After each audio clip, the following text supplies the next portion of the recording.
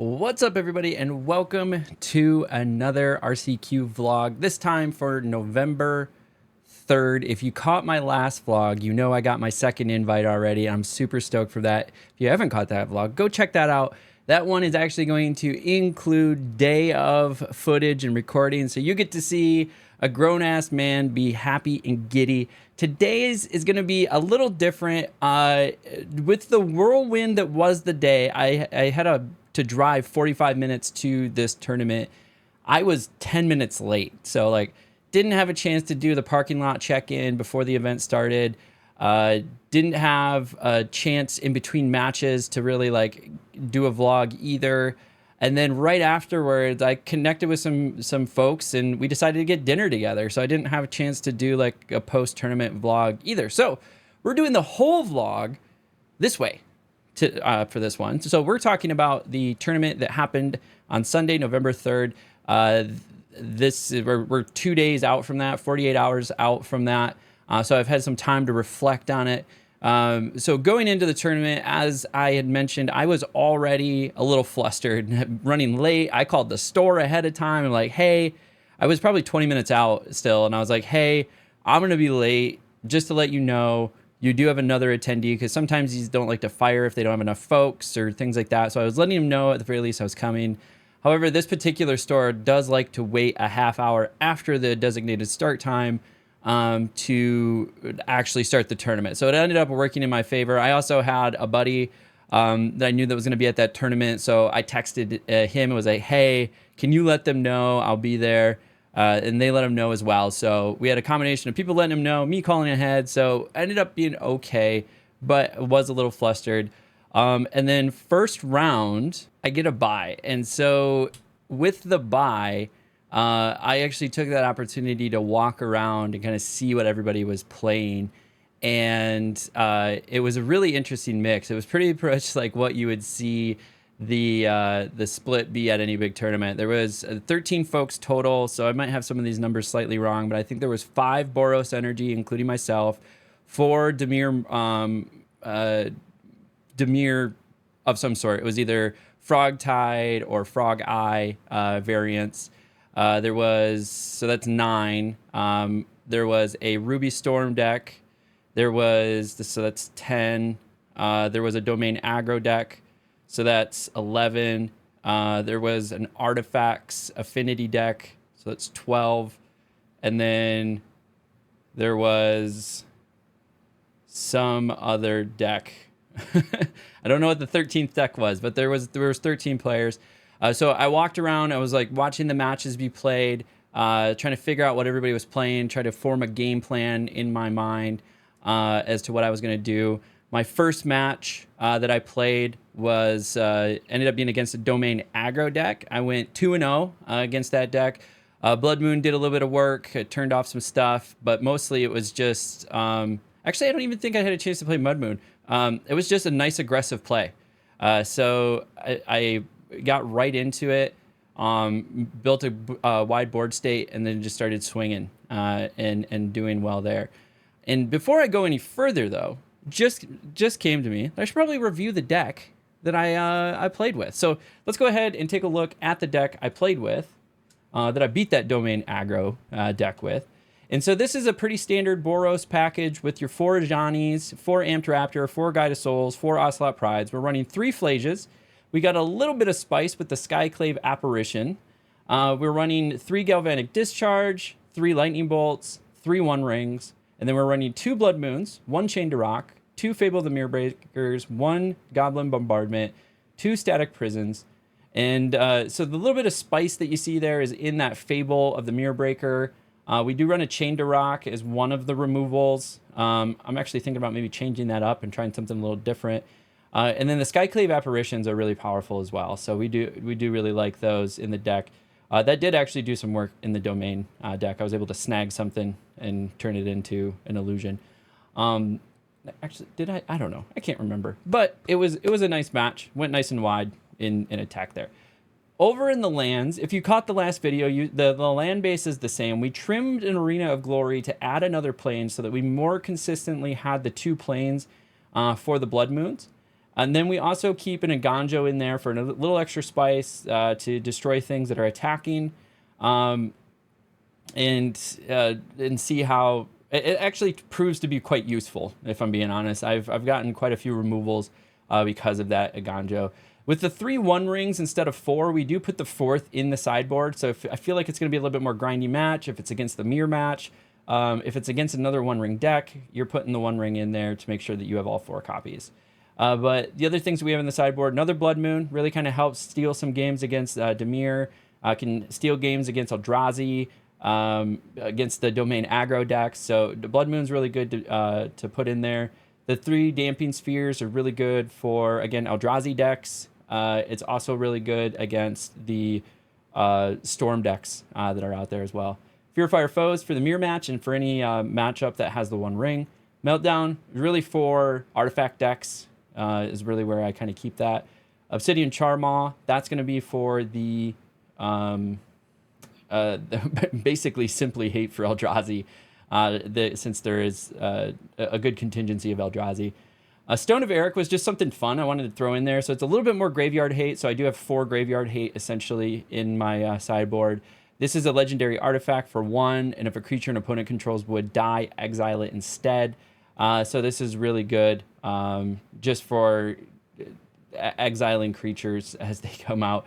So specifically in a lot of the Dimir decks, they're running Unearth now. So if a creature hits the graveyard, they can't unearth it, was the whole thought. And then obviously instant speed, graveyard removal. It's also really good damage. So say they have an Aberrant Oculus out, you can then use, I did actually Thraben Charm an Aberrant Oculus because I had 3 creatures out, and so I was able to do twice the amount of creatures I have in damage. So I was able to do 6 damage to the Aberrant Oculus and get rid of it. I was also able to get rid of, I know for sure, an Aberrant. I think maybe I also got rid of a Murktide Regent as well. But obviously blowing up the graveyard is really important, right? So this is the deck that we're running with, and that was what I ran into that first match, which was the Domain Aggro. Went 2-0 there. The next match, I went up against a Dimir Frog Eye. So that's the Dimir Frog, is it Psychic Frog or Psychedelic Frog? And they used the Aberrant Oculus. I took game 1. It was a really close match. I think before I clinched the win, it was 4-2 as far as health went. Second match, they just kind of blew me out of the water. Third match, I did lose, but I at the end realized I could have still have gotten lethal. So one of my game plans was attack with Flage to deal 3 damage, and then the Flage was going to get blocked, but then I was able to still then like Lightning Bolt to get the last damage, and then get like one creature through, and then Lightning Bolt to get the last bit of damage. But they ended up killing my Flage, and I didn't think about escaping the Flage to get the extra 3 that I needed, and I still would have won. But I ended up losing that, and that was fine because it was with a buddy of mine who really was trying to get an RC invite. So I was okay losing that match, and he pointed it out to me afterwards, and I felt bad. I was like, oh, dang, I missed it. But he got the win there. He did get the frickin' Phyrexian Crusaders out again and got me to 6. Oh, because he was going to win the next turn because he had... He had 2 Phyrexian Crusaders out, and he had already gotten 6 poison counters on me. So next turn, he was going to swing and put me to 10 poison counters, killing me. So I had to do something that turn, and I ended up messing it up. But anyways, next match was Eldrazi Breach, and I went 2-0 on that. Actually, it was an Eldrazi ramp deck, so it wasn't the Breach version. We had a nice little conversation afterwards, like, hey, what are some of the telltale signs that we're using the ramp version versus the Breach version? Because I was playing the whole match in anticipation for breach. So I was just like, every move I was doing was in anticipation for breach, and breach never came. They even had the Emrakul that lets them take over a turn for me. And I had like the perfect cards in my hand for them to really not be able to do anything. So they like cast a static prison on something, and it ended up just giving me more energy counters. And then like they didn't have enough mana to cast the Flage, and so it was like the perfect hand for them to like not be able to do anything with it. And so it was great. And then turned around, won that match, which was really good. And then that put me at 3. And so I had the bye, win against the domain aggro, and then to win against Eldrazi Beach. So I'm at 3 and 1 right now. I go into my last match, and the guy beats me pretty handily. He had Dimir, Frog Eye again, beats me pretty handily.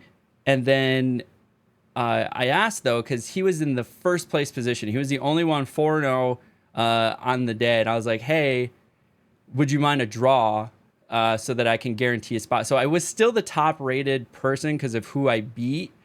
I was likely to go to the top 4 anyway, so I offered a draw to guarantee a spot in the top 4, and they were already guaranteed the top spot in the top 4, so they accepted a draw, and which was really cool of them to help me get into the top 4. I still would have got there anyways, so in retrospect, it really didn't matter. But I offered a draw at the end, and they took it, which was cool. And then in the finals, I met up with my buddy again, who ultimately was the one that we all really wanted to get the invite. It was actually came down to him and then another one of our buddies. Either one of them, we really wanted to get the invite, and so he just absolutely manhandled me with Dimir, Frog Eye. Wasn't even close. First game, just blew me out of the water, like swung for more than 13. So it was like 13-14, and then just had so much power on the board. They got the game with me having 13 life on the board and them having 14. The next game, right before the finish there, it was 14 them, 3 me. So I absolutely got demolished. So my buddy and actually our other buddy went into... actually, our other buddy lost. And so our the buddy that I played twice, he ended up going to grand finals and ended up good. I think it was a full 3 matches that they played, but he was also playing against a Boros Energy. But the guy that was playing that Boros Energy just had like some amazing draws. He was running some interesting tech. He was running Exorcism, which is a really interesting thought. So Exorcism it allows you to destroy an enchantment, an artifact, or a creature with power 4 or greater, or toughness 4 or greater, one of the two. But it's a sorcery speed, and it's 2 mana, one colorless, 1 white. So I'm actually thinking about maybe running that instead of Static Prisons and Chain to Rocks as my removal, because then it's exile effect rather than a capture effect. So they could potentially bounce the enchantment or Beseiju the enchantment or do something to the enchantment. So having the exile effect is really nice, as well as not having to manage the energy of the Static Prison. So I think managing the energy of the Static Prison is probably one of the most difficult things. Like, we were joking about it. Physically, it's difficult, like remembering to like tick it down every turn. But then also it's just like, now you're nervous. You have this whole other resource that you're trying to do. And if you don't manage it, they usually are getting back a super powerful creature. So unless your Guide of Souls is going burr, or you've gotten all of your Galvanic Discharges out, like it's a difficult thing to keep up and manage. So you're really just buying turns and hoping to finish the game in a few turns after you play the Static Prison, versus maybe like now I just straight up exile it. I avoid unearth effects or graveyard recursion effects, And all of the big scary threats, most of them are over 4 power. So Aberrant Oculus, Murktide Regent. If you're playing Eldrazi deck, really any of the Eldrazi cards are all over that number. The other recursion, graveyard recursion decks that are pulling out like Atraxa and stuff like that, those are all over 7. So all of those ones that you really care about removing, an exile effect might be a little bit better. So that's a thought I've had, is like, hey, how can we switch these to exile effects rather than just like entrapment effects? Or if we are doing entrapment, then we're doing something like Chain to Rocks instead, which is another good way to go about it. There just tends to be a little bit more enchantment removal that makes it a little bit easier to get that back. So I have seen it taken back from me on a couple different occasions. So I think exile might be the better way to go.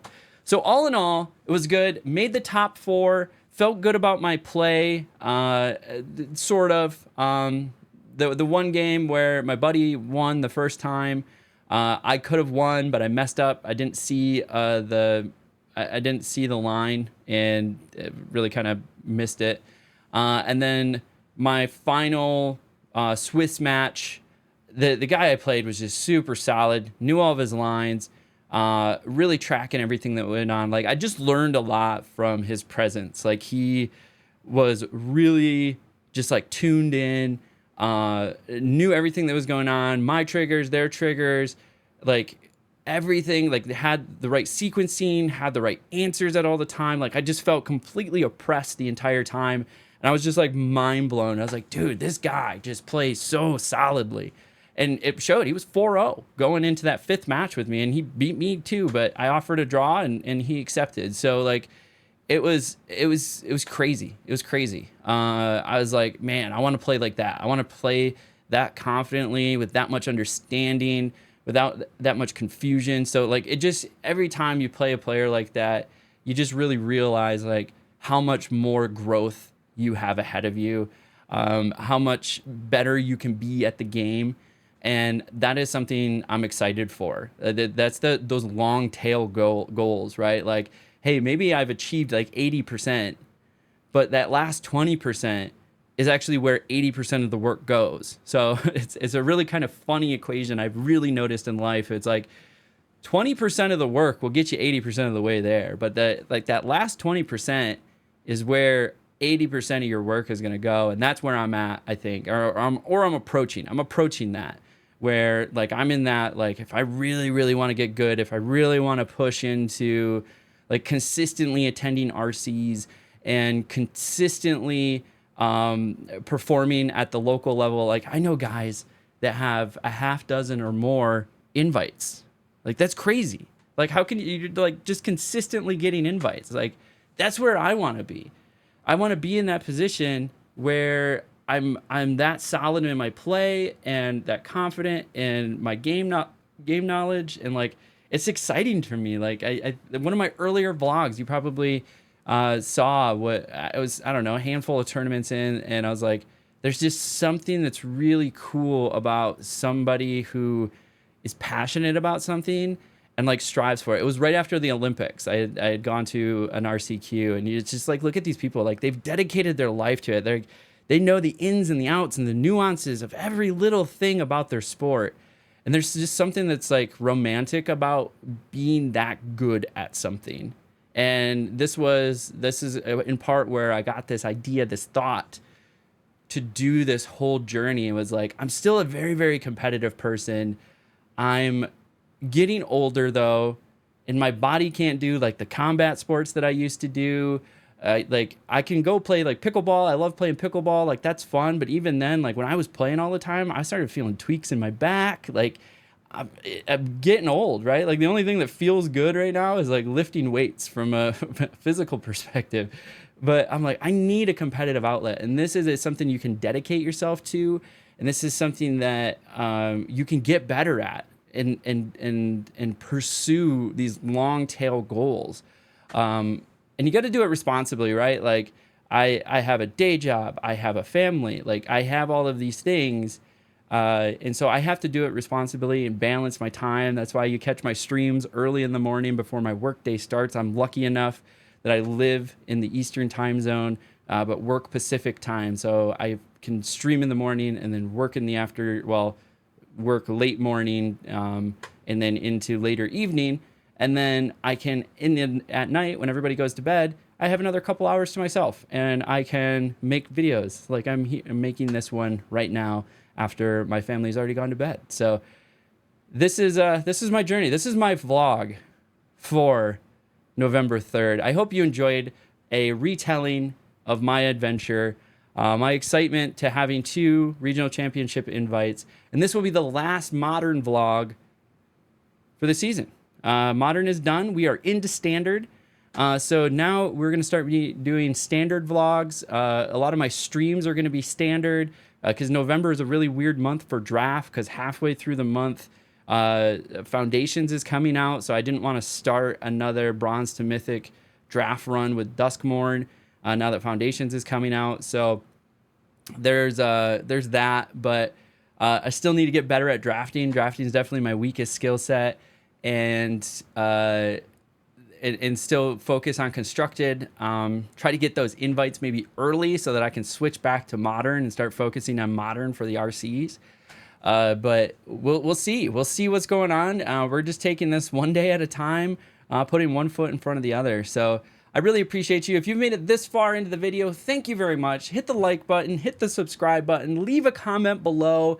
All of it helps. If you ever wonder how you can support a small content creator, it's simply the follow. It's simply the subscribe on YouTube. If you're on Twitch or catch me there, it's just a follow over there. I'm not asking for subscriptions over there, but on YouTube, subscribe, like, comment, do that thing. If you want to follow along on the behind the scenes and things I'm doing along the way, check out my social medias. You can find them all on halfpump.com. You got my Twitter, my Instagram, my YouTube channel, my Twitch channel. I even have a second YouTube channel up there for some light Monster Hunter content. I was planning on making more Monster Hunter content when they did their open beta weekend, but that game's coming out, so whenever I'm not playing Magic, I'll be playing Monster Hunter, and maybe I'll be putting some videos up over there as well. But mostly, we're here for Magic. So until next time, we'll catch y'all at the table.